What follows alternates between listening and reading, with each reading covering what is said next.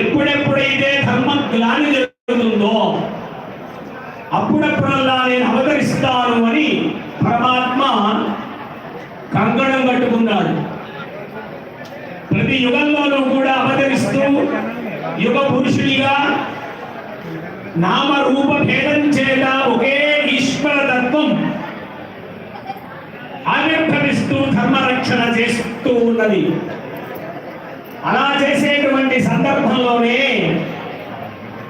ఈ అంతర్వేది పుణ్యక్షేత్రంలో స్వామి లక్ష్మీ సమేతుడై నరసింహస్వామి అవతరించారు. అది ఇప్పటిది కాదు, యుగ యుగాల నాటి కథ.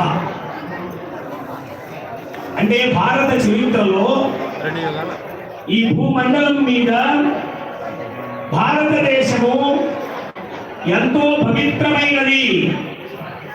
పుణ్య నదీ నదములతో పుష్కర క్షేత్రములతో పరమాత్మ నడిచినటువంటి అనేకమైనటువంటి పుణ్య స్థలములతో అటు ఈశ్వరుడు గాని ఇటు జగదీశ్వరుడు గాని అటు అమ్మవారులు గాని ఏ కోణంలో చూసినా కూడా మనకి ఇలాంటి క్షేత్రాలు భారతదేశంలో ఎన్నో ఉన్నాయి.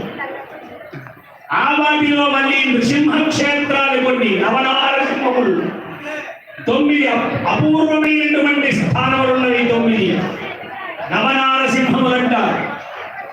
అంటే 9 క్షేత్రాలలో స్వామి సాక్షాత్తుగా తమ యొక్క లీలా వైభవాన్ని అక్కడ ఉంచి అక్కడ చుట్టుపక్కల ఉండేటువంటి ప్రాంతాలందరినీ కూడా పరిరక్షిస్తూ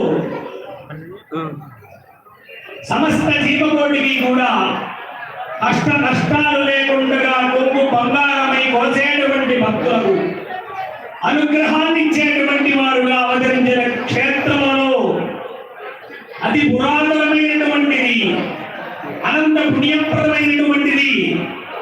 భగవద్ విభూతులు ఎక్కడా కూడా చెదరకుండగా మనందరినీ కూడా మానసికమైనటువంటి అనుగ్రహాన్ని ఇచ్చేటువంటిది,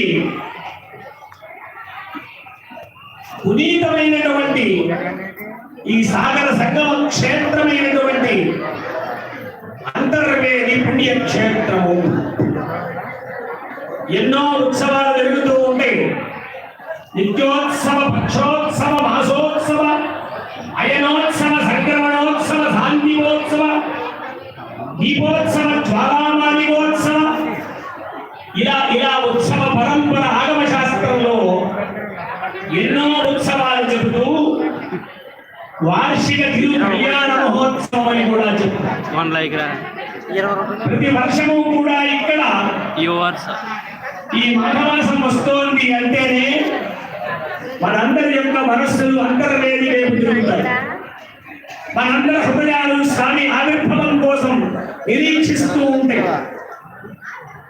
అలాంటి మాఘము మా అఘం, అఘం అంటే పాపము, మాఘము అంటే పాపాన్ని పోగొట్టేటువంటి కాలము అని.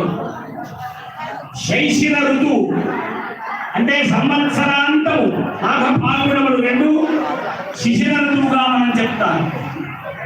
అలాంటి మాఘమాసంలో స్వామివారికి పూర్ణిమ ముందు వచ్చేటువంటి 5 రోజులు, ఇంకా ముందు స్వామి కళ్యాణోత్సవానికి ఆరంభానికి నాంది పలుకుతాం.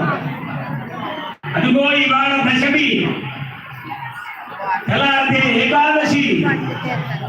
సాగర సంగమ క్షేత్రంలో అందరికీ కూడా స్వామి అనుగ్రహం, దర్శనం.